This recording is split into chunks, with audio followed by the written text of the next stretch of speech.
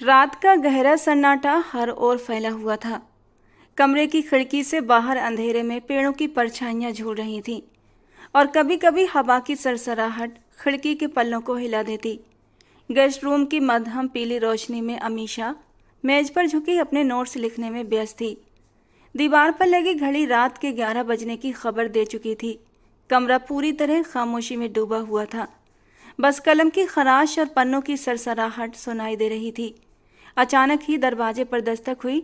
अमीशा ने चौंक कर अपना पैर रोका, एक पल को दरवाजे की ओर देखा, फिर धीमे से बोली, आइए। दरवाजा चरचराता हुआ खुला और रूही अंदर दाखिल हुई। हल्की सी घबराहट और बेचैनी उसके चेहरे से साफ झलक रही थी। अमीशा ने उसे देखकर हल्की सी मुस्कान दी थी, मगर रूही के चेहरे की गंभीरता देखकर तुरंत सतर्क हो गई। क्या तुम मेरी मदद कर सकती हो? रूही तेजी से आगे बढ़ते हुए उसके पास आई।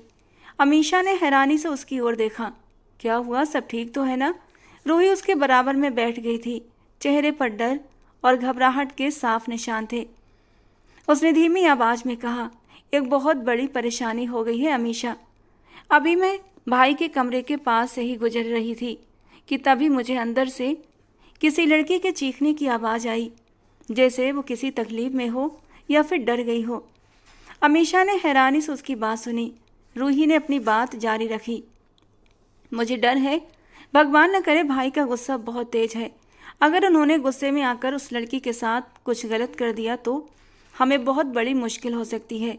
केस भी बन सकता है, बदनामी अलग। मुझे समझ नहीं आ रहा कि क्या करूं। क्या तुम मेरे साथ चलकर देख सकती हो?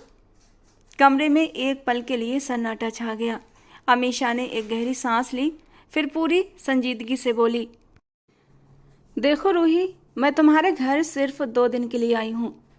मम्मी पापा कल वापस आ जाएंगे तो मैं फ़ौरन चली जाऊंगी। मेरी ज़िंदगी पहले ही बहुत उलझनों से भरी है। मैं किसी ऐसे मामले में पड़ना नहीं चाहती जिससे मेरी इज्जत पर सवाल उठे। रूही ने बेचैनी से उसकी तरफ देखा, जैसे कोई सहारा ढूंढ रही हो, मगर अमीशा की आंखों में नरमी के साथ कठोरता भी थी। तुम जाओ, वो तुम्हारे भाई हैं, तुम्हें उनसे बात करनी चाहिए। आई होप वो तुम्हारी बात को समझेंगे, लेकिन मुझे माफ़ करो, मैं तुम्हारी मदद नहीं कर सकती। अमीशा ने नरमी से लेकिन स्पष्ट अंदाज में बात ख़त्म कर दी और अपनी जगह से उठकर मेज के पास जाकर खड़ी हुई, जैसे ये बातचीत यहीं समाप्त हो चुकी हो और अब आगे उसे इस बात में कोई दिलचस्पी ना हो। रूही कुछ पल उसे देखती रही। उसकी आंखें बेचैनी से अमीशा के चेहरे को पढ़ रही थीं। अमीशा ने किताब बंद कर दी, मगर उसका दिल अब भी दोराहे पर खड़ा था। रूही के चेहरे पर फैली परेशानी उसे किसी अनहोनी का संकेत दे रही थी, लेकिन वो जानबूझकर कठोर बनी रही। वो यहाँ सिर्फ अपना टाइम काटने आई थी और यहाँ से जल्दी ही जाने वाली भी थी, और जाने से पहले कोई भी मुसीबत नहीं लेना चाहती थी। रूही कुछ देर खामोश खड़ी रही, फिर अचानक जज्बात से भरी आवाज़ में बोली, तुम्हें किसी औरत पर रहम नहीं आता? अमीशा, एक औरत ही तो दूसरी औरत की मददगार होती है। अगर आज तुम किसी की मदद करोगी तो कल तुम्हारे लिए भी नई राह खुलेगी। क्या तुम नहीं जानती कि ऐसे मामलों में देरी जानलेवा हो सकती है? अमीशा ने आंखें मींच लीं। उसके उसके माथे पर उलझन की हल्की लकीरें उभर आईं। रूही के लहजे में बिनती थी, मगर साथ ही एक बेबसी भी, जो सीधा दिल में उतरती थी। रूही ने कदम आगे बढ़ाया। देखो अमीशा, मैं अंशुमन भाई के कमरे में नहीं जा सकती। वो मुझे देखकर भड़क जाते हैं। उनका मिजाज तुम जानती हो, लेकिन तुम मेहमान हो, वो तुम्हारी इज्जत करते हैं। तुम जाओगी तो शायद वो संयम से पेश आए, कम से कम इतना कि हमें असली बात पता चल सके। अमीशा ने धीरे से सिर झटक दिया। उसके होंठ कांपे, जैसे दिल की बात जुबान पर लाने में हिचक रही हो। फिर धीमे से बोली, रूही, मैं सच में किसी मुसीबत में नहीं पड़ना चाहती। मैं यहाँ कल तक की मेहमान हूँ। अगर कल कुछ बिगड़ गया तो मेरी ज़िंदगी, मेरी पढ़ाई, मेरी इज्जत, सब कुछ दांव पर लग सकता है। इज्जत? रूही का चेहरा दुख से भर गया। अगर उस लड़की के साथ कुछ हो गया तो, और हमने कुछ ना किया तो क्या तुम्हें लगता है वो हमारी शांति का हिस्सा बन सकेगी? तुम कल चली जाओगी, मगर अगर कोई परेशानी हो गई और जांच हुई तो सभी सवालों के घेरे में आएंगे और उनमें तुम्हारा भी नाम होगा, क्योंकि इस वक्त तुम भी हमारे परिवार का एक हिस्सा हो, हमारे घर में रह रही हो। अमीशा की नज़रें झुक गईं। उसने पलकें पोंछने के बहाने चेहरा छुपा लिया। कमरे की दीवार पर टंगी घड़ी की टिक टिक अब कानों पर एक बोझ की तरह गिर रही थी। सन्नाटे में रूही की बातें किसी गूंज की तरह दिमाग में हथौड़े बरसा रही थीं। कुछ पल खामोशी में गुजरे, फिर अमीशा ने गहरी सांस ली और धीरे से बोली, ठीक है, मैं चलती हूँ, लेकिन रूही, मैं दिल से तैयार नहीं हूँ। अगर कुछ भी गलत हुआ तो मैं किसी भी चीज़ की जिम्मेदारी नहीं लूँगी। रूही ने जल्दी से उसका हाथ थामा। शुक्रिया, बस तुम चलो, इतना काफ़ी है। अमीशा ने दिल पर जमा हुआ संशय दबाया, दुपट्टा संभाला और धीरे धीरे रूही के साथ बाहर निकल गई। कॉरिडोर में खामोशी छाई हुई थी। दीवार पर लगे बल्ब की मध्यम रोशनी में उनके साए कांप रहे थे और अमीशा का दिल बेसब्री से धड़क रहा था, जैसे किसी अनजानी मुसीबत की आहट दे रहा हो, उसे रोकने की कोशिश कर रहा हो कि कदम आगे मत बढ़ाओ, हर कदम तुम्हें बर्बादी की ओर लेकर जा रहा है। अंधेरे और सन्नाटे से भरे कॉरिडोर में दोनों लड़कियां धीरे धीरे कदम बढ़ाती आगे बढ़ रही थीं। दीवार पर लगे पीले बल्ब की रोशनी उनके साए को लंबा कर रही थी और हर कदम के साथ अमीशा के दिल की धड़कन तेज होती जा रही थी। रूही की आंखें लगातार दरवाजे की ओर टिकी हुई थीं और अमीशा की उंगलियां अनजाने में अपने दुपट्टे के किनारे को मरोड़ रही थीं। जब वे दोनों अंशुमन के कमरे के सामने पहुंची तो अमीशा ने झिझकते हुए रूही का हाथ थामा और धीमे से बोली, आप मेरे साथ अंदर चलेंगी, मैं अकेली नहीं जाऊंगी। रूही ने तुरंत उसकी तरफ देखा, जैसे पहले से ही ये शब्द सुनने की उम्मीद हो। अमीशा, मैंने तुम्हें अभी बताया है ना, अगर मैं अंदर गई, अगर मैंने कुछ पूछने या बोलने की कोशिश की तो भाई मुझ पर बेवजह बरस पड़ेंगे। हमारी तो एक मिनट के लिए भी नहीं बनती। उसने मुश्किल से अपने आप को काबू में रखा। तुम जाओ प्लीज़, वो तुमसे चाह कर भी कुछ नहीं कह पाएंगे। अपनी आंखें खुली रखकर कमरे में जाना और समय रहते इन तेज नज़रों से भांप लेना कि अंदर क्या हो रहा है। वो तुम्हें कुछ नहीं कहेंगे, वो तुम्हें इज्जत देते हैं। अमीशा की नज़रें दरवाजे पर जम गईं, जैसे वो लकड़ी का नहीं कोई ज्वालामुखी हो। फिर उसने एक नज़र रूही पर डाली, जैसे आखिरी बार तसल्ली करना चाहती हो कि वो बाकी उसके साथ नहीं जाएगी। वो खामोशी से एक पल खड़ी रही और फिर एक लंबी गहरी सांस लेकर उसे हवा के हवाले कर दिया। दिल की धड़कन के शोर में उसने कांपते हाथ से दरवाजे पर दस्तक दी और दरवाज़ा धीरे से खोलकर अंदर कदम रख दिया। बाहर रूही की नज़रें वहीं जमी रह गईं। कमरे की रोशनी धीमी थी, बस एलईडी स्क्रीन की झिलमिलाती रोशनी माहौल को रोशन किए हुए थी। सामने ही अंशुमन काउच पर अधलेटा बैठा वीडियो गेम खेलने में मगन था। उसके कानों में हेडफोन लगे थे और उंगलियां रिमोट पर तेजी से चल रही थीं। अमीशा ने अंदर कदम रखा तो एक पल के लिए उसका दिल बैठ गया। ये सब सामान्य से अलग था, वैसा नहीं जैसा रूही ने उसे बताया था। अंशुमन ने दरवाजे की आहट महसूस करते ही नजरें स्क्रीन से हटाकर उसकी ओर उठाई थीं। आंखों की भौहें सवालिया अंदाज में ऊपर उठाई थीं। तुम, कुछ चाहिए था? अमीशा ने बेबाकी से उसकी नज़रों का सामना किया। दिल जोर से धड़क रहा था, मगर लहजा मजबूत रखा। कहाँ है वो लड़की जिसे आप लेकर आए हैं? और अंशुमन की हंसी अचानक थम गई। उसने रिमोट साइड में रखा और धीरे से खड़ा हो गया। क्या मतलब? कौन सी लड़की? उसके लहजे में उलझन और गुस्सा दोनों थे। अमीशा ने निगाह दौड़ाई, कमरे के कोने, बेड, पर्दे, हर तरफ एक तेज सी नज़र डाली, मगर अचानक अंशुमन के माथे पर बल पड़ गए और उसने एक पल में ही अमीशा का बाजू पकड़कर उसे दीवार से लगा दिया। अमीशा का दिल उछलकर गले में आ गया। जासूसी करने आई हो मेरी? उसकी आवाज़ कड़क और ठंडी थी। किसने भेजा है तुम्हें मेरे कमरे में? अमीशा घबरा गई, आंखें फैल गईं, सांसें उलझने लगीं। नहीं नहीं प्लीज़, मैं तो बस आपकी बहन। रूही ने कहा कि यहाँ से किसी लड़की के चीखने की आवाज़ें आ रही थीं। मैंने बस उसकी मदद करने के लिए। उसकी आवाज़ बुरी तरह कांप रही थी और आंखों में सच्चाई की नमी साफ झलक रही थी। अंशुमन की पकड़ धीरे धीरे ढीली पड़ती गई। उसने अमीशा की आंखों में झांका। वहाँ डर था, लेकिन झूठ नहीं। उसका अंदाज एकदम बदल गया। होठों पर एक अजीब सी तंजिया मुस्कुराहट उभर आई। अच्छा, तो मेरी बहन के कहने पर जासूस बनकर आई हो। लेकिन दिल उसका भी अब भी धीरे धीरे कांपने लगा था। अमीशा ने सांस संभालते हुए एक कदम पीछे हटने की कोशिश की, मगर वो अब भी उसके बहुत करीब था। अब तो बहुत अच्छे से तुमसे जासूसी करवाऊंगा, ऐसी जासूसी कि जिंदगी भर याद रखोगी, उसने धीरे से कहा। आंखों में अजीब सी चमक उभरी थी। बस कुछ दिन रुक जाओ प्यारी लड़की। ये कहते ही वो पीछे हटा था, लेकिन लेकिन उसके चेहरे की मुस्कान अमीशा के दिल में सर्द लहर दौड़ा गई। उसका अंदाज अजीब था, जैसे कुछ और छुपा हुआ हो। अमीशा ने मौका बर्बाद नहीं किया, पलटी और लगभग दौड़ती हुई कमरे से बाहर निकल गई। दिल जोर जोर से धड़क रहा था, आंखें हैरानी से भरी हुई थीं और दिमाग में सिर्फ एक ही सवाल गूंज रहा था, ये कैसा इंसान है? जबकि पीछे से उसने मुस्कुराते हुए अपने बालों में हाथ फिराया था। इतना बड़ा शिकार मेरे ही घर में, और मुझे ही मालूम नहीं। उसे अपनी कम अक्ली पर अफसोस हुआ था। कमरे में दाखिल होते ही अमीशा ने दरवाज़ा जोर से बंद किया, जैसे बाहर की दुनिया से खुद को बचा लेना चाहती हो। उसके हाथ कांप रहे थे और सांसें उथल पुथल हो रही थी। उसने पीठ दरवाजे से टिकाई और धीरे धीरे जमीन की तरफ फिसलती चली गई। कमरे की खामोशी में उसकी सांसों की आवाज़ गूंजने लगी। उसने आंखें बंद की और कई गहरी सांसें लेकर खुद को शांत करने की कोशिश की। कुछ लम्हे यूं ही गुजर गए। वो दिल पर हाथ रखकर धीरे से बड़बड़ाई, ये मुझे क्या हो रहा है? उसका स्पर्श मुझे बुरा क्यों नहीं लगा? उसकी आवाज़ में हैरानी, डर और उलझन का अजीब मेल था। वो अपनी ही सोचों में गुम हो गई थी। अंशुमन की आंखों की गहराई, उसकी पकड़ की शिद्दत और फिर वो आखिरी बात, सब कुछ जैसे दिमाग में घूम रहा था। कौन है ये शख्स? वो धीरे से बोली और खुद को संभालती हुई बिस्तर पर जा बैठी। चादर अपने इर्द गिर्द लपेट ली, जैसे खुद को किसी अनजाने डर से बचाना चाहती हो। फिर एक लंबी थकी हुई सांस के बाद उसने अपना मोबाइल उठाया और अपनी माँ का नंबर डायल करने लगी। पहली बेल पर दूसरी तरफ से संजना जी की आवाज़ उभरी, हेलो बेटा, खैरियत? अभी तक तुम सोई नहीं?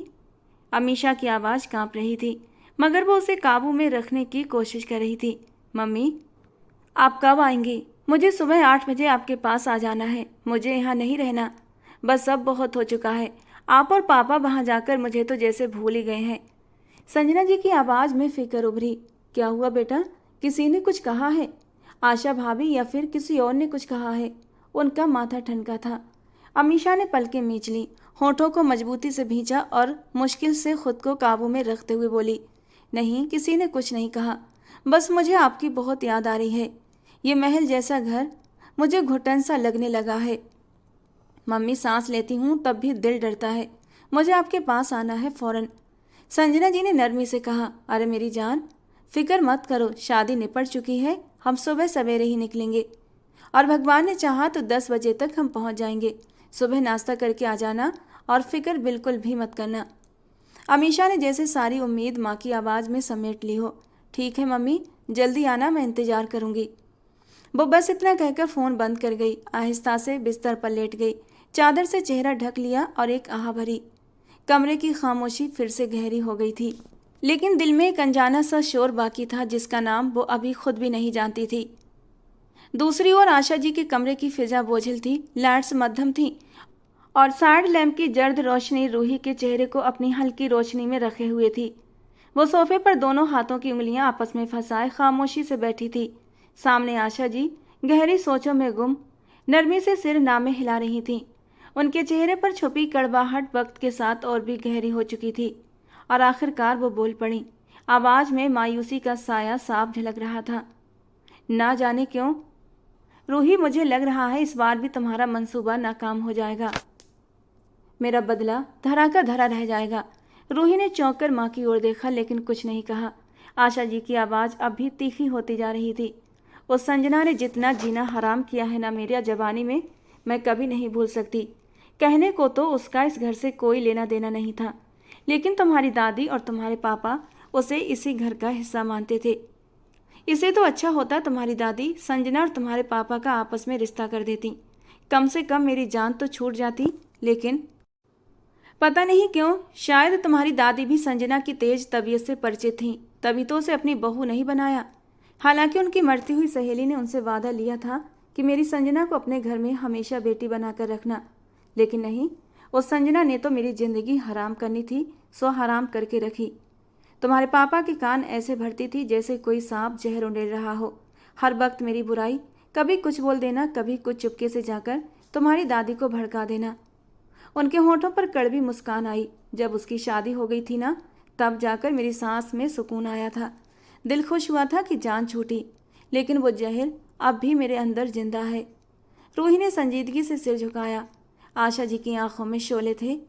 इसीलिए तो चाहती हूँ कि अपने बेटे अंशुमन से उस संजना की बेटी की शादी कर दूँ। फिर एक एक जख्म का हिसाब लूँगी। वही महलनुमा घर, वही रिश्ते, लेकिन अब की बार मात उसकी बेटी की होगी और जीत मेरी। रूही की आंखों में चमक आ गई। वो सीधी होकर बैठ गई और धीरे से बोली, मम्मी आप फिक्र मत करें, आपके साथ साथ मेरे भी हिसाब बाकी हैं उस लड़की से। आशा जी ने चौंक कर बेटी को देखा। रूही ने आंखों में चमक लिए सिलसिला जारी रखा, मेरे सामने मेरा बाप हमेशा उस लड़की को अहमियत देता था, उसकी छोटी छोटी बातों पर भी गर्व और खुशी जाहिर करना, और मेरे हर सवाल पर मुझे गुस्से से झटक देना। बस तब से दिल में नफरत बिठा ली थी मैंने।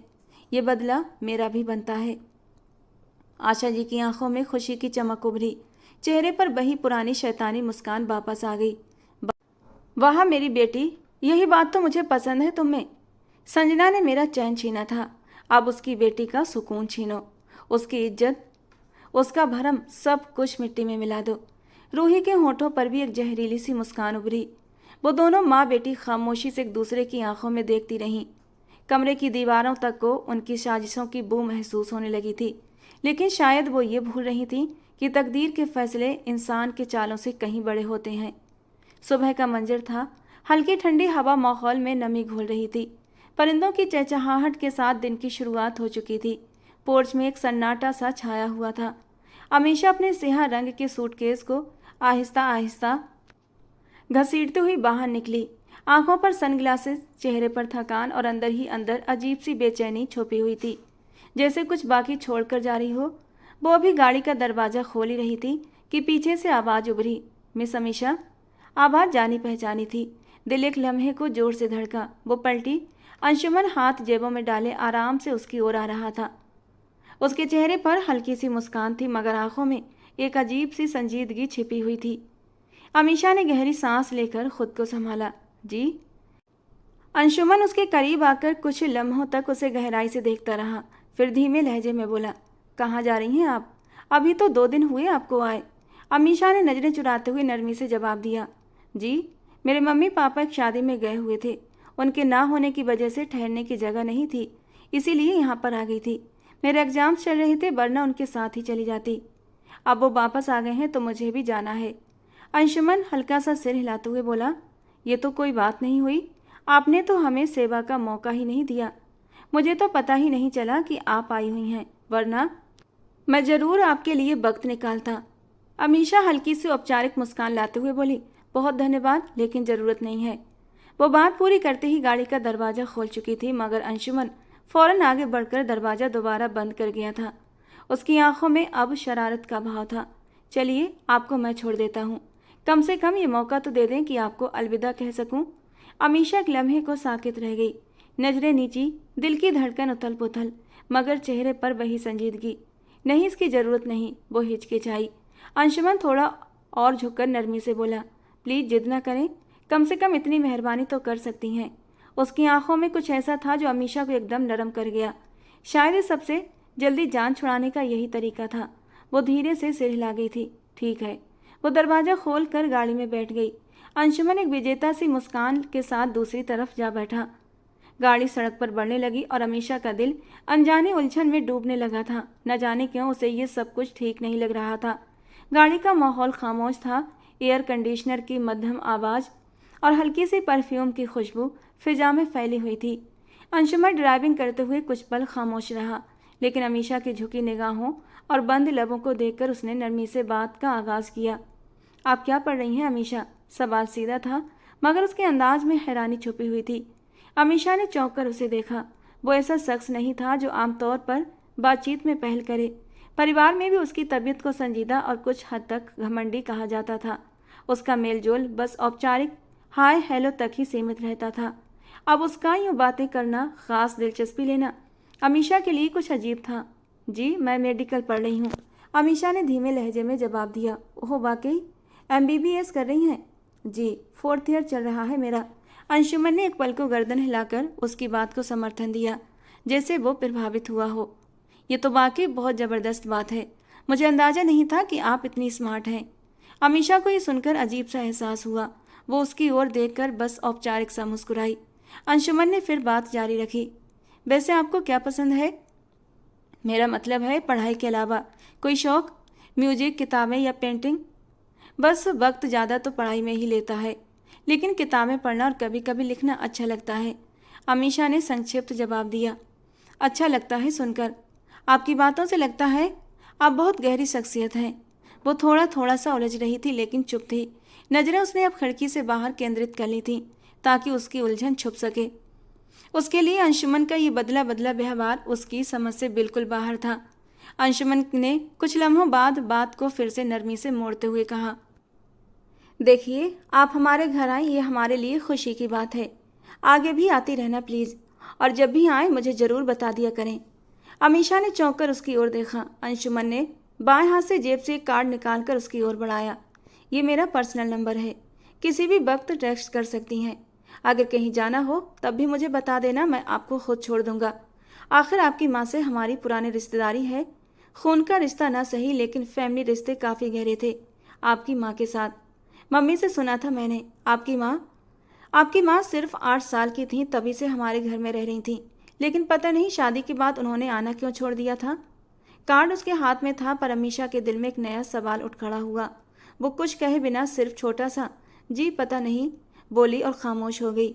गाड़ी की खिड़की से बाहर के नज़ारे जैसे एकदम धुंधले हो गए थे और अंदर की खामोशी गहरे सवालों में बदल गई थी। वक्त धीमी रफ्तार से गुजरता जा रहा था। क्लासरूम में हल्की सी चहल पहल थी।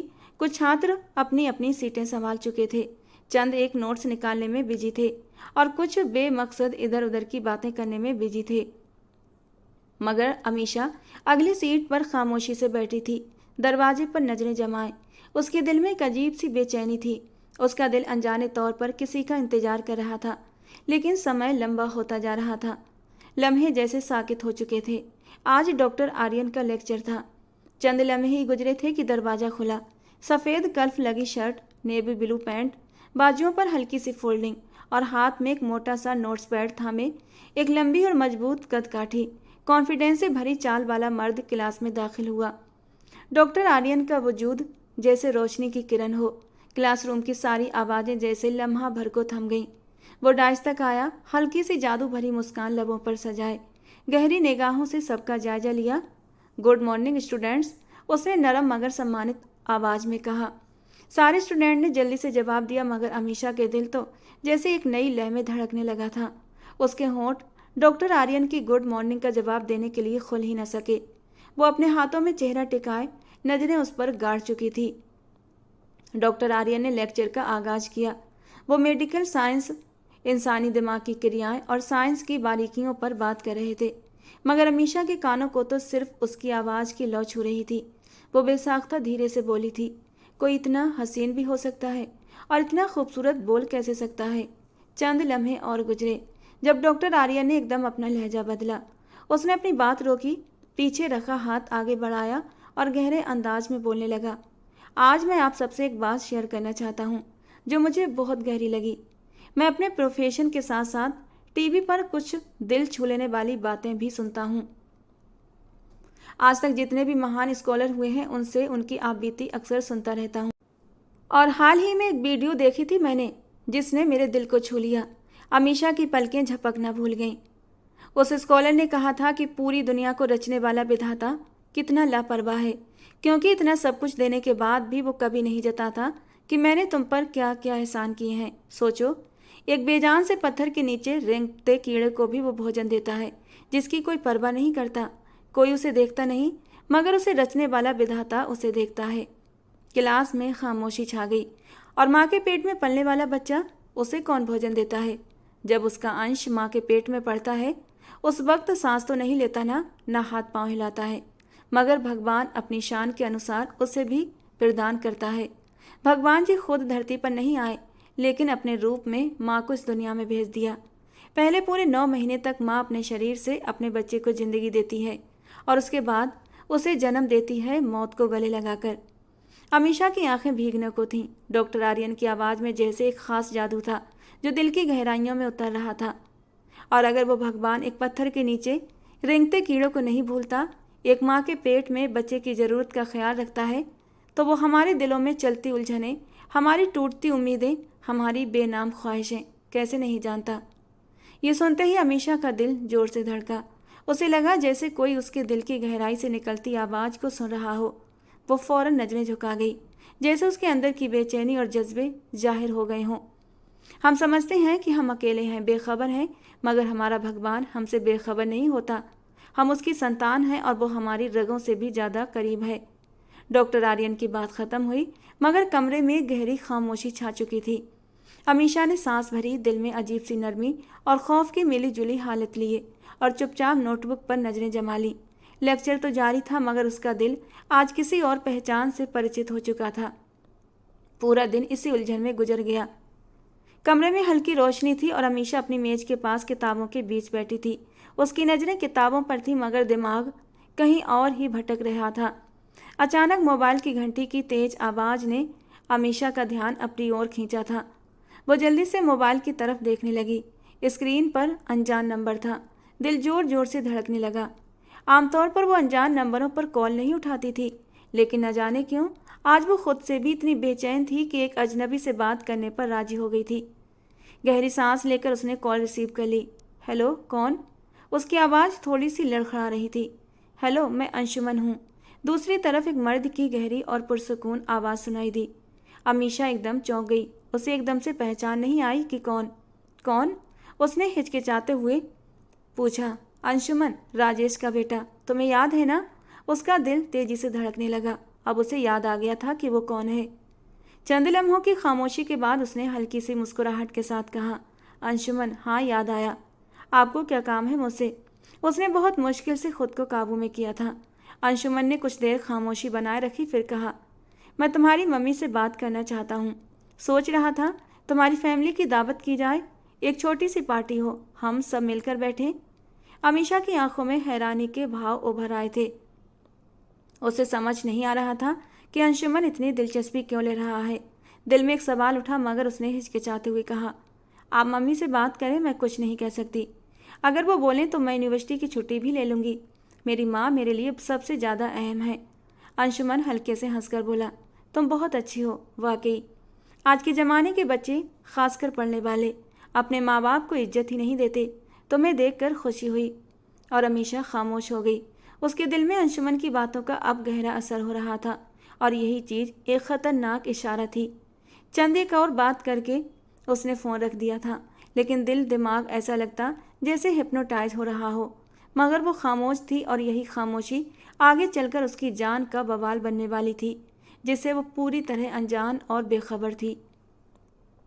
अंशुमन धीमे कदमों से अपनी माँ के कमरे में दाखिल हुआ। कमरे में एक सुकून भरी खामोशी थी, जिसे सिर्फ टीवी की आवाज़ चीर रही थी। आशा जी गद्दे से टेक लगाए पूरे ध्यान के साथ अपनी पसंदीदा ड्रामा देख रही थीं। उनके चेहरे पर रोज के अनुसार एक तनाव था, जो ड्रामे के किसी पेचीदा मोड़ पर जाहिर हो रहा था। अंशुमन ने बिना कुछ कहे रिमोट उठाकर टीवी बंद कर दिया। अरे, ये क्या बदतमीजी है?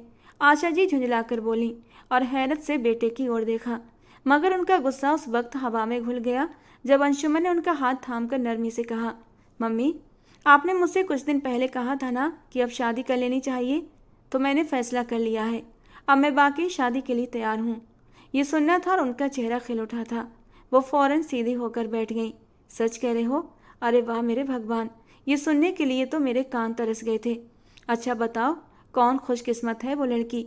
वैसे मेरा तो दिल एक लड़की में अटका हुआ है, बहुत प्यारी है, घर की परवरिश भी अच्छी है।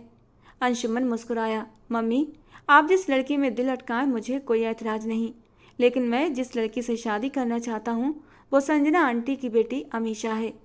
एक लम्हे को आशा जी की मुस्कान जैसे रुक गई, मगर अगले ही पल दोबारा लौट आई। संजना जी की बेटी? उन्होंने धीमे लहजे में दोहराया। जी अमीशा, मैंने उन्हें रविवार को दावत पर बुलाया है। संजना आंटी से मेरी बात हो चुकी है और उन्हें हमारे यहाँ आने पर कोई भी आपत्ति नहीं। अब आपकी बारी है। दावत के बाद आप उनसे रिश्ते की बात करेंगी। वो अब पूरी गंभीरता के साथ अपनी माँ की तरफ देख रहा था। मुझे कुछ और नहीं चाहिए, बस ये लड़की चाहिए मुझे। मैं उससे मोहब्बत करने लगा हूँ और मुझे नहीं लगता कि मैं किसी और के बारे में सोच सकूँगा। आशा जी की आंखों में खुशी की नमी सी चमकने लगी। उनके चेहरे पर एक तसल्ली, एक विजेता सी मुस्कान उभरी। वो फौरन बोली, हाँ क्यों नहीं, तुम बेफिक्र रहो, मैं खुद बात करूँगी। मैं जानती हूँ कैसे मनाना है। तुम बिल्कुल भी चिंता मत करो, सब ठीक होगा।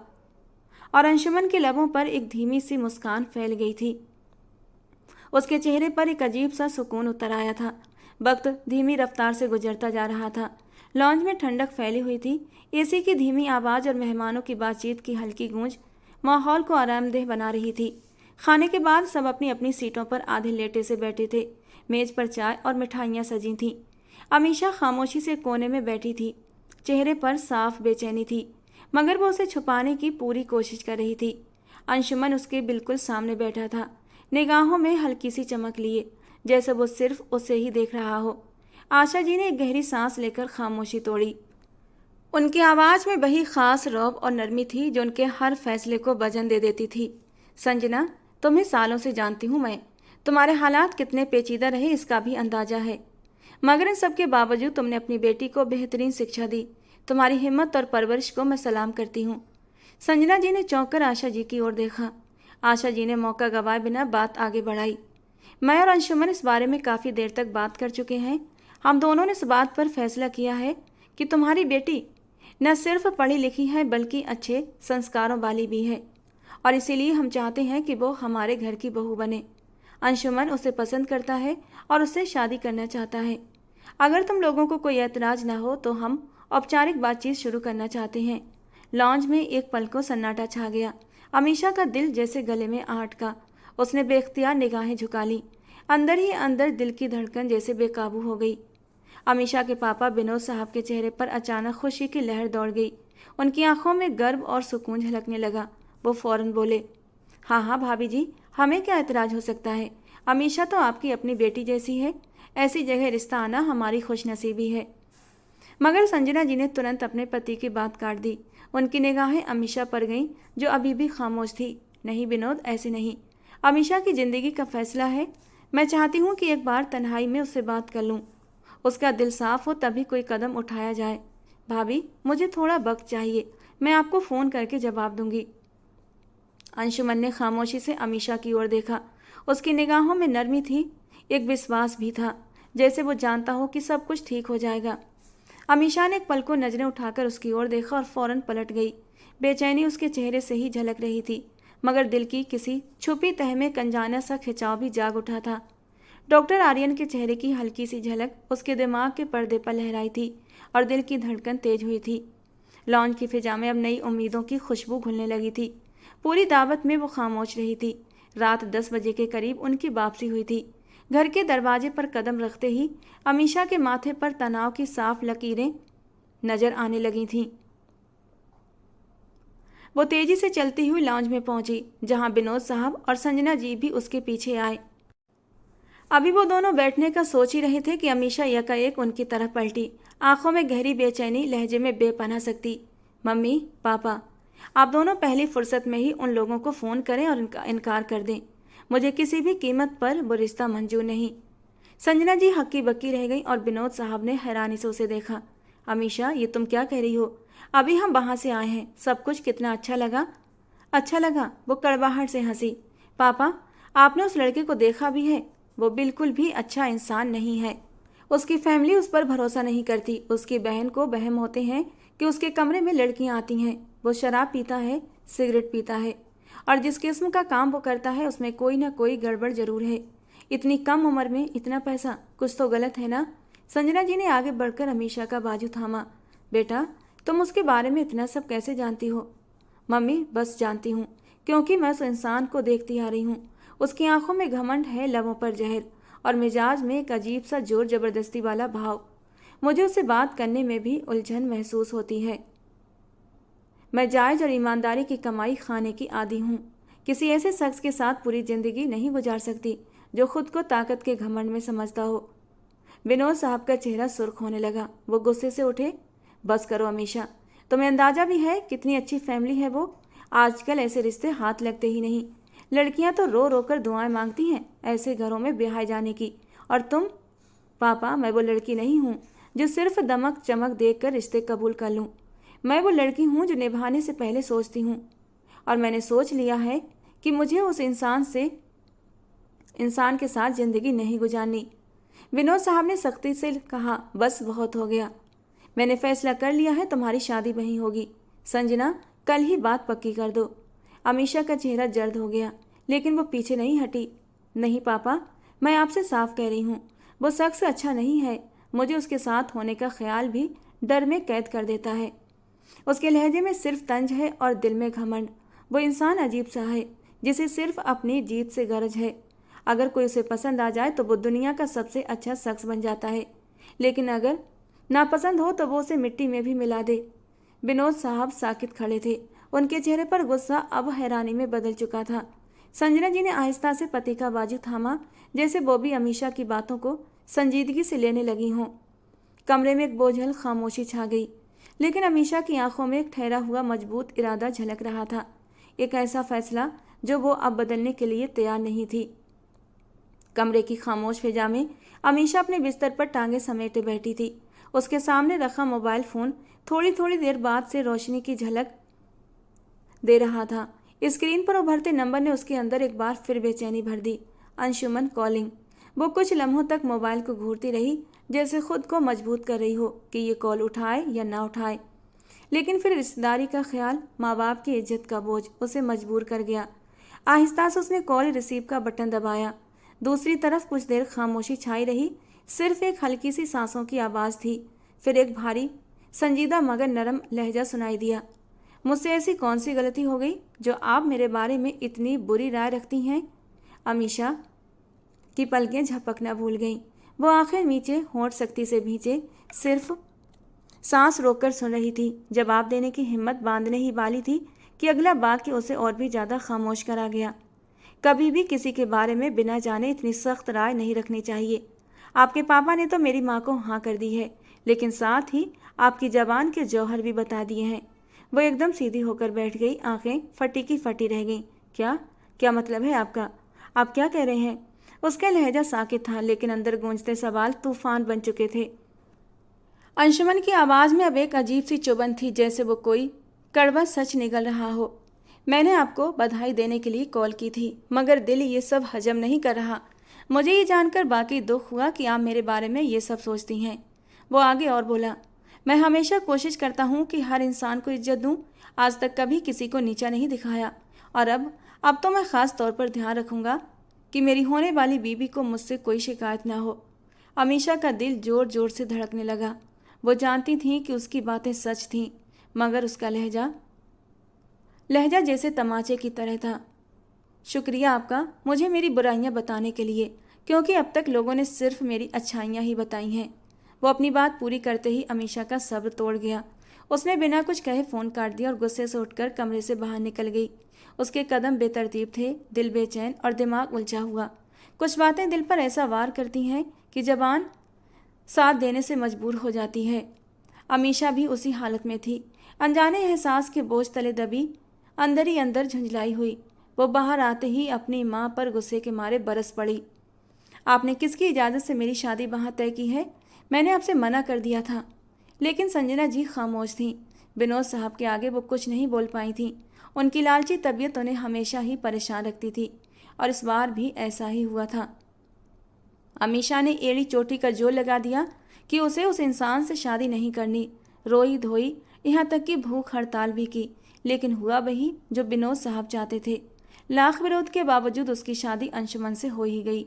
शादी के वक्त भी उसका बस नहीं चल रहा था कि वो इस शादी से इनकार कर दे, लेकिन वो बाकी बेबस हो गई थी। कमरे की खामोश फिजा में हल्की सी मध्यम रोशनी फैल रही थी। सफ़ेद और सुनहरी रंगों से सजा कमरा फूलों की खुशबू से महक रहा था, मगर वो दिल में एक अजीब सी बेचैनी लिए बेड के किनारे सर झुकाए बैठी थी। सर पर भारी दुपट्टा था, हाथों में मेहंदी का रंग अब भी ताज़ा था, मगर आंखें बेरंग थीं। दिल टूटा हुआ था, जैसे किसी ने उसकी मर्जी को रौंद दिया हो। कितनी बार पापा को समझाने की कोशिश की थी उसने, मगर उनके नज़दीक उसकी हाँ या ना की कोई अहमियत नहीं थी। दरवाज़ा हल्की सी आवाज़ से खुला और अंशुमन अंदर दाखिल हुआ। उसके लबों पर एक नाराज़ सी मुस्कान थी। निगाह सीधी उसके वजूद पर पड़ी तो पल भर को उसका चेहरा नरम पड़ गया। वो धीरे से साइड टेबल पर दूध का गिलास रखकर उसके करीब बैठ गया। कैसी हैं आप? उसने धीरे से पूछा, जैसे उसकी खामोशी में छिपे तूफान को पढ़ रहा हो। अमीशा ने सिर्फ सर हिलाया, ना हाँ का जवाब नहीं दिया। आवाज़ कहीं गुम हो चुकी थी। अंशुमन ने उसका हाथ अपने हाथों में ले लिया, गरम मजबूत गिरफ्त, जैसे किसी बिखरते वजूद को थामने की कोशिश हो। आपको अब मेरे साथ सिर्फ अच्छी बात मिलेंगी और सुकून भी, वो नरमी से बोला। मैं किसी को नीचा नहीं दिखा था, ये मेरा नेचर है। मैं ज़्यादा लोगों से मेल जोल नहीं रखता, इसीलिए लोग समझते हैं कि मैं मगरूर हूँ। उसने एक पल के लिए खुद को खामोश किया, फिर उसकी आंखों में झांकते हुए बोला, आपको भी शायद यही लगा कि मेरे कमरे में लड़कियां आती हैं या मैं कुछ गलत काम करता हूँ, लेकिन मेरी जान ऐसा कुछ नहीं है। ज़िंदगी में पहली लड़की तुम थी जो मेरे कमरे में आई थी, और मुझे तुम इतनी पसंद आई कि मेरा दिल किसी और की तरफ मुड़ा ही नहीं। वो थोड़ा और करीब हुआ। क्या तुम मुझे अब पसंद करती हो?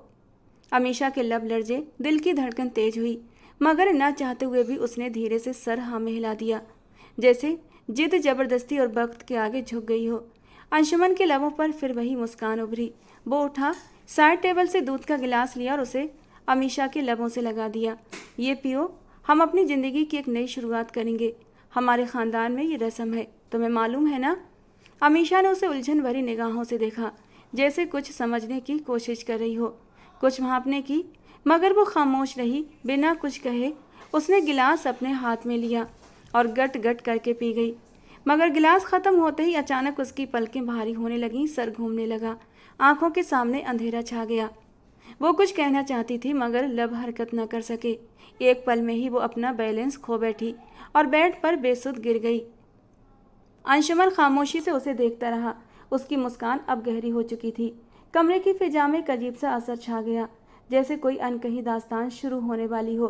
अमीशा की बर्बादी की दास्तान, जिससे वो अब तक अनजान थी। उसे बस इतना महसूस हुआ कि उसे बाहों में उठाया गया है, और फिर वो पूरी तरह दूसरी दुनिया में खो गई थी।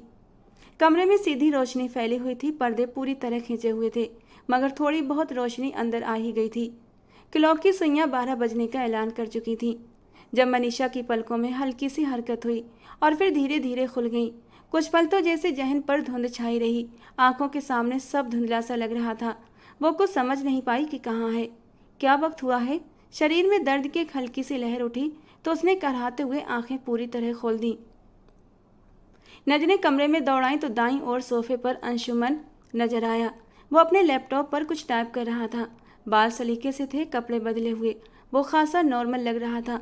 अमीशा को उलझन सी हुई, शरीर अब भी बोझल था, दिमाग जैसे कोई बात याद करने की कोशिश में थक गया हो। वो थोड़ा उठकर बैठी और अंशुमन को देखते हुए धीरे से बोली, रात को क्या हुआ था मुझे कुछ भी याद नहीं आ रहा। आवाज़ भारी और उलझन भरी थी, जैसे गले में कोई रुकावट हो। अंशुमन ने लैपटॉप बंद किया और उसकी ओर देखने लगा। कुछ पल उसे गौर से देखता रहा, फिर आराम से बोला, क्यों, क्या हुआ, सब ठीक तो है ना?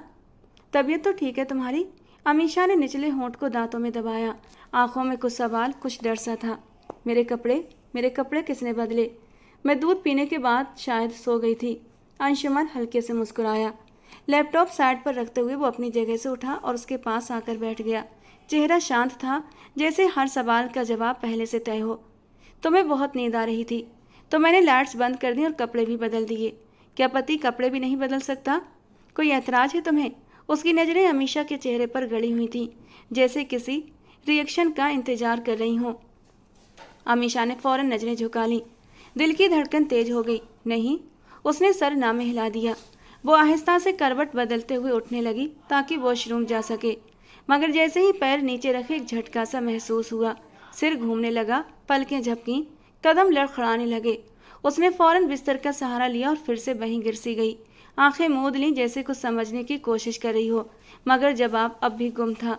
दर्द और उलझन की एक नई लहर दिल और दिमाग को जकड़ने लगी। कमरे की फिजा में खामोशी छा गई और अंशुमन उसे यूं कमजोर देखकर कुछ पल खामोश खड़ा रहा, जैसे किसी अंदरूनी सुकून का मजा ले रहा हो। शायद शादी के हंगामों से तुम थक चुकी हो, इसीलिए तुम्हें कमजोरी है और तुम्हारे शरीर में दर्द है। तुम आराम करो, मैं तुम्हारे लिए फ्रेश जूस भिजवाता हूँ। एक अजीब सी मुस्कान चेहरे पर लाता हुआ वो कमरे से बाहर चला गया, जबकि वो अपने दर्द से टूटते बिखरते वजूद को संभालने लगी। शादी की थकावट, ये कैसी थकावट थी कि उसका अंग अंग दुख रहा था। वक्त धीमी रफ्तार से गुजरता जा रहा था। 1 हफ्ता बीत गया था, लेकिन उसकी तबीयत वैसी की वैसी ही बनी रही। इस पूरे हफ्ते में अंशुमन उसके करीब नहीं आया था। वह हैरान थी, शादी के ये दिन तो दूल्हा अपनी दुल्हन के करीब जाने के लिए बेचैन रहता है, लेकिन अंशुमन को कोई परवाह नहीं थी। शायद मेरी ख़राब तबीयत की वजह से उसने मुझे थोड़ा सा समय दिया हो। उसे अपनी हालत खुद समझ नहीं आ रही थी कि उसे हो क्या रहा है। कमरे में अंधेरा छाया हुआ था।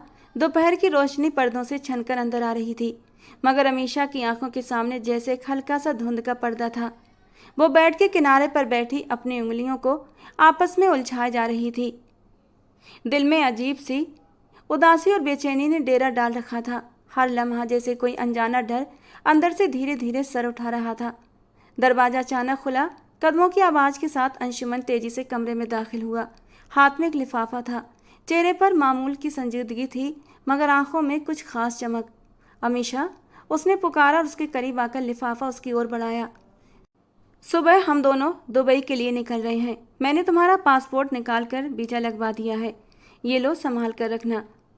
अमीशा ने हैरत से लिफाफा पकड़ा। निगाहें उसके चेहरे पर जम गईं। इतनी जल्दी? उसके लहजे में हैरत भी थी और हल्की सी घबराहट भी। हमारी शादी को सिर्फ 1 हफ्ता हुआ है और हमने अभी तक वक्त भी नहीं गुजारा। अंशुमन ने उसके शब्दों पर हल्का सा कहकहा लगाया, जैसे ये सब पहले से सोच रखा हो। हम वक्त गुजारने ही जा रहे हैं अमीशा, ये हमारा हनीमून है। मम्मी ने भी यही कहा कि मुझे तुम्हारे साथ तन्हा वक्त गुजारना चाहिए, इसीलिए मैंने अपने तमाम ऑफिस के काम भी छोड़ दिए हैं। पूरा हफ्ता तुम्हारे लिए है। वो एक लम्हे को रुका, फिर थोड़ा झुककर उसके चेहरे के करीब आ गया। बस तैयार रहना, कल सुबह की फ्लाइट है। अमीशा ने जबरदस्ती मुस्कान होठों पर सजा ली और सर हाँ में हिला दिया, मगर दिल की धड़कन तेज हो चुकी थी। कोई अनदेखे खतरे की गूंज जैसे अंदर ही अंदर गूंज रही थी। उसे समझ नहीं आ रहा था इस बेचैनी की असल वजह क्या है। क्या ये सफ़र का डर है या अंशुमन की मौजूदगी में महसूस होने वाला अनजाना सा दबाव। वो खामोशी से लिफाफा खोलकर पासपोर्ट देखने लगी, मगर नज़रें बार बार अंशुमन की तरफ उठ रही थीं। वो अब दोबारा अपने मोबाइल में बिजी हो चुका था, जैसे सब कुछ मामूल के मुताबिक हो। अमीशा ने अंदर ही अंदर एक ठंडी सांस भरी। ठीक है, मैं तैयारी कर लेती हूँ, वो धीरे से बोली। आवाज़ में लर्जिश थी जो वो छुपाने की कोशिश कर रही थी। अंशुमन ने सर हिलाया और फिर मोबाइल पर नजरें जमाए कमरे से बाहर निकल गया। दरवाज़ा बंद होने की आवाज़ के साथ ही अमीशा ने पासपोर्ट सीने से लगा लिया, जैसे दिल को तसल्ली देने की नाकाम कोशिश कर रही हो। मगर उसके अंदर की बेचैनी, वो छोटा सा कांटा, अब भी अपनी जगह छुपता सा जा रहा था। अगली सुबह ही वो लोग एयरपोर्ट के लिए निकल चुके थे। दिल्ली एयरपोर्ट की भागदौड़ में हर तरफ अजनबीपन का शोर था। अमीशा ने हाथ में अंशुमन की दी हुई फाइल और हैंडबैग थाम रखा था। वो बार बार हैरानी से बोर्डिंग पास पर लिखी हुई लिखावट को देख रही थी। ये क्या? वो अचानक रुकी जब एयरलाइंस की स्क्रीन पर मुंबई फ्लाइट लिखा दिखा। अंशुमन, वो धीरे से पुकार कर उसके करीब हुई। हम तो दुबई जा रहे थे ना? अंशुमन, जो मोबाइल में बिजी था, एक पल को रुका और कंधे उचकाते हुए बोला, हाँ, जा तो वहीं रहे हैं, लेकिन मुंबई से। वहाँ से हमारी कनेक्टिंग फ़्लाइट है। अमीशा ने आंखों में उलझन भरकर उसे देखा। ये बात तुमने पहले क्यों नहीं बताई? बस प्लान में थोड़ा सा बदलाव आ गया, इसीलिए। अब जल्दी करो, बोर्डिंग का वक्त हो रहा है, वो कहकर आगे बढ़ गया था। सफ़र खामोशी से कटा। अमीशा पूरी रास्ते बेचैन सी रही। मुंबई एयरपोर्ट पर उतरने के बाद उसने सोचा था शायद यहाँ से फ़ौरन आगे की उड़ान होगी, मगर अंशुमन उसे लेकर एयरपोर्ट से बाहर आ गया। उसकी परेशानी बढ़ती जा रही थी। कुछ देर बाद एक ब्लैक रंग की गाड़ी उनके सामने रुकी और दोनों उसमें बैठ गए। रास्ता लंबा था। शहर के व्यस्त रास्तों को पार करके गाड़ी एक खामोश सी बिल्डिंग के सामने रुकी। अमीशा हैरान थी। ना तो ये कोई होटल लग रहा था और ना ही एयरपोर्ट के करीब का इलाका। अंशुमन ने दरवाज़ा खोला, उसका हाथ थामा और नरमी से कहा, चलो, तुम्हें थकान हो गई होगी, ये आराम के लिए फ्लैट है। वो गड़बड़ा गई। लेकिन हम दुबई के लिए निकलने वाले थे ना? हाँ, बस थोड़ा सा आराम और फिर निकलेंगे। वो खामोशी से उसके साथ फ्लैट में दाखिल हो गई। दरवाज़ा खुलते ही अंदर का मंजर देखकर उसके कदम ठिठक गए। लॉन्ज में एक शख्स बैठा था, उम्रदराज, सूट बूट में। आंखों में एक अजीब सी चमक थी। वो हिंदुस्तान का एक मशहूर राजनेता था, जिसकी तस्वीरें अमीशा कई बार टीवी पर देख चुकी थी। वो समझी शायद अंशुमन किसी अहम मुलाकात के लिए आया है और साथ में ले आया है उसे, मगर अगला लम्हा उसके लिए ज़मीन खिसका देने वाला था। अंशुमन ने उसका हाथ मजबूती से थामा और उसे उस आदमी के सामने धकेलते हुए बोला, माफ़ी चाहता हूँ सर, थोड़ी देर हो गई, बस आप यहाँ आ गए, वरना ये आपके घर ही आ जाती। अमीशा का चेहरा जर्द पड़ गया। अंशुमन, ये क्या कह रहे हो? अंशुमन ने उसकी तरफ एक सर्द सी नज़र डाली थी और फिर खुद को संभालते हुए बोला, तुम्हें हर हाल में इन्हें खुश करना है अमीशा, और मैं नहीं चाहता कि कोई शिकायत हो। क्या मतलब है इस बात का? और तुम कहाँ जा रहे हो? अमीशा की आवाज़ में कपकपाहट थी, दिल जैसे सीने में धड़क रहा था। अंशुमन ने पीछे मुड़े बिना कहा, बस तुम्हें वही करना है जो कहा गया है, खुश करना है, बाकी मुझे देर हो रही है। अंशुमन, पागल हो गए हो क्या? ये कौन लोग हैं? कहाँ छोड़कर जा रहे हो मुझे? वो आगे बढ़ी, मगर अंशुमन दरवाज़ा खोल चुका था। उसने एक आखिरी नज़र उस पर डाली और जैसे कोई बोझ उतार कर जा चुका था, और बिना कुछ कहे दरवाज़ा बंद करके चला गया। और फिर वो कयामत उस मासूम पर बरपा हुई थी जिसका उसने कभी ख्याल भी नहीं किया था। वो मोटा सा आदमी अपनी जगह से खड़ा हो गया था और एक झटके से उसका रुख अपनी तरफ करते हुए बोला, इतना शर्माना किस बात का? तुम मेरी ही हो। शादी की पहली रात भी तुम मेरे पास लाई गई थी। बस फ़र्क इतना है कि उस वक्त तुम बेहोश थीं और अब होश में हो। वो विरोध करने लगी, उस आदमी को दूर धकेलने लगी, मगर उसकी हर कोशिश बेकार गई और सब तबाह हो गया। उसकी इज्जत, उसका विश्वास, सब कुछ। और 2 महीने बाद कमरे की खामोशी शमशान घाट की खामोशी से कम न थी। खिड़की से छन छन कर आती सूरज की मध्यम किरणें भी उसके जख्मों पर मरहम न रख सकीं। वो अपने बिस्तर पर गुमसुम बैठी थी, सामने किसी अनजान बिंदु को घूरते हुए, आंखें सूखी लेकिन अंदर तूफान था। 2 महीने हो चुके थे, 2 महीने जिनमें एक लम्हा उसने खुद को जीते जी मरते देखा था। अंशुमन की हर बात, हर मुस्कान, हर नरम लहजा अब उसे जहर लगता था। सच्चाई जब उसके सामने आई तो ऐसा लगा जैसे किसी ने जमीन खींच ली हो। वो शादी जिसे उसने अपनी किस्मत का फैसला समझकर कबूल किया था, दरअसल एक सौदा थी, एक कीमती सौदा, जहां वो खुद एक प्रोडक्ट थी, सिर्फ एक जिस्म, एक जरिया, जिसके जरिए अंशुमन एक ताकतवर सियासतदान का भरोसा जीतकर अपना कारोबारी टेंडर हासिल कर चुका था। 2 महीने से वो सियासतदान, जिसका नाम सुमित चौहान था, हर रात उसके ऊपर एक कयामत तोड़ता था। और फिर दिन में अंशुमन आता और उसके चेहरे से ही अमीशा को घिन महसूस होती थी। लेकिन अंशुमन के चेहरे पर शर्मिंदगी का भाव भी नहीं होता था। अभी कुछ ही देर पहले वो अस्पताल से लौटी थी, रिपोर्ट उसके हाथ में थी, पॉजिटिव लिखा हुआ था। वो माँ बनने वाली थी। माँ, ये शब्द उसके लिए कभी इतना दर्दनाक नहीं रहा था। आंखों से आंसू लगातार बह रहे थे, धड़कनें तेज और सांसें जैसे गले में अटक गई थीं। ये बच्चा नाजायज है, मेरी बेबसी की निशानी है, मैं इसे कैसे कबूल करूं? वो खुद से बोली, मगर दिल से एक और आवाज़ आई, ये मेरा है, मेरी कोख का तोहफा, मैं इसे कैसे मार दूं? वो जोर से रो पड़ी, तकिए में मुंह छुपाकर, जैसे दुनिया से छुप जाना चाहती हो, अपने आप से छुपना चाहती हो। मैं टूट चुकी हूँ, या शायद अब टूटने से आगे निकल चुकी हूँ। कुछ लम्हे ऐसे ही बीते और फिर जैसे उसकी आंखों का रंग बदल गया। एक मजबूत इरादा, एक हिम्मत उसकी बेजान आत्मा में उभरी। वो आहिस्ता से उठकर अलमारी की तरफ बढ़ी, अपने पर्स से मोबाइल निकाला और थरथराती उंगलियों से कॉन्टैक्ट लिस्ट खोलकर एक नाम पर रुक गई, डॉक्टर आर्यन। कुछ लम्हे फ़ोन की स्क्रीन को देखती रही, फिर दिल कड़ा करके एक छोटा सा संदेश टाइप किया, डॉक्टर आर्यन, बस आज आपकी मदद चाहिए। संदेश भेजते ही चंद लम्हों में जवाब आया था, आप बेफिक्र होकर अपना काम करें, मैं आपके साथ हूँ। ये छोटे से जुमले ने उसे ज़िंदगी की एक नई राह दिखा दी। उसने फ़ोन आहिस्ता से बेड पर रखा, आंखें बंद की और लंबी सांस ली। अब वो फैसला कर चुकी थी, वो माँ बनेगी, मगर बेआवाज़ नहीं। वो अपने बच्चे को इस बदनुमा हकीकत का शिकार नहीं बनने देगी। वो अंशुमन के बिछाए गए जाल से निकलने का रास्ता ढूंढ चुकी थी, अपने वजूद के सम्मान का रास्ता, चाहे रास्ता कठिन हो। मगर अब वो अकेली नहीं थी, उसके वजूद में एक और सांस थी, और वो अब जीने का हौसला बन चुकी थी। लेकिन जो मंसूबा उसने बनाया था वो किसी भी कीमत पर आसान नहीं था। रात का वक्त था, दीवार पर टंगी घड़ी 1 बजने का ऐलान कर चुकी थी। कमरे में हल्की मध्यम रोशनी फैली हुई थी और बाहर का सन्नाटा उस सन्नाटे से कम न था जो इस वक्त अमीशा के दिल में था। दरवाज़ा आहिस्ता से खुला और अंशुमन थके थके कदमों के साथ अंदर दाखिल हुआ। कोट उतारने के लिए जैसे ही उसने हाथ बढ़ाया, अमीशा फौरन उसकी तरफ लपकी, नरमी से उसके हाथ से कोट लिया और बिना कुछ कहे कुर्सी पर लटका दिया। अंशुमन ने हैरानी से उसे देखा, जैसे वो कोई नया चेहरा हो, नया वजूद। ये क्या, इतना ख्याल कब से आने लगा? उसके लबों पर हल्की सी मुस्कान आई, मगर आंखों में हैरत अभी भी बाकी थी। अमीशा ने उसका हाथ थामा और मुस्कुराकर बोली, आप बिल्कुल ठीक कहते थे अंशुमन, पता है आज सुमित चौहान ने मुझे बहुत पैसे दिए हैं। अंशुमन ने एक पल को उसके चेहरे को गौर से देखा, जैसे कुछ खोज रहा हो वाकई? कितने दिए? वो हंसी, लेकिन उस हंसी में अजीब सा तंज छुपा था। बड़ी बड़ी गड्डियां थी नोटों की, चाहो तो दिखा भी सकती हूँ। अंशुमन ने गर्दन थोड़ी टेढ़ी करके उसे देखा। वाकई क्या बात है, मजा आ गया यानी तुम्हें।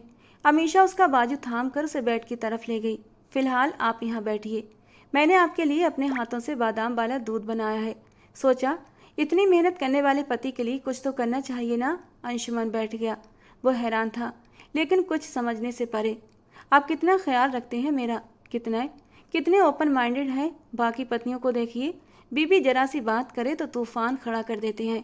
और आपने तो मेरी हर बात को इज्जत दी है। मैं अब जिंदगी को स्वीकार कर चुकी हूँ अंशुमन। हम दोनों एक नई शुरुआत करेंगे। आखिरकार पति पत्नी गाड़ी के दो पहिए होते हैं, है ना। अंशुमन ने उसकी बातों को गौर से सुना, कुछ उलझ भी गया, मगर बाहरी तौर पर मुस्कुराया। तुम तो बिल्कुल बदल गई हो। अमीशा ने दूध का प्याला उसके सामने किया। ये लीजिए, पीजिए, मेरे हाथों का बनाया हुआ है। अंशुमन ने दूध थामा, एक लम्हे को अमीशा की आंखों में झांका, मगर फिर बिना कुछ कहे प्याला मुंह से लगा लिया। दूध पीने के कुछ ही लम्हों बाद उसकी आंखों के आगे धुंध सी छा गई, बदन में कपकपी आई और फिर दिल की धड़कनें बेकाबू हो गईं। ये क्या, वो मुश्किल से बोल पाया। अमीशा मुस्कुराकर बोली, बस वही जो आप दूसरों के साथ करते हैं। कुछ पल का होश छीन लेना, थोड़ी देर का अंधेरा तारी कर देना। लेकिन मैंने आपके साथ कुछ पल के लिए नहीं, बल्कि हमेशा हमेशा के लिए कर दिया है। ये तुमने क्या कर दिया अमीशा?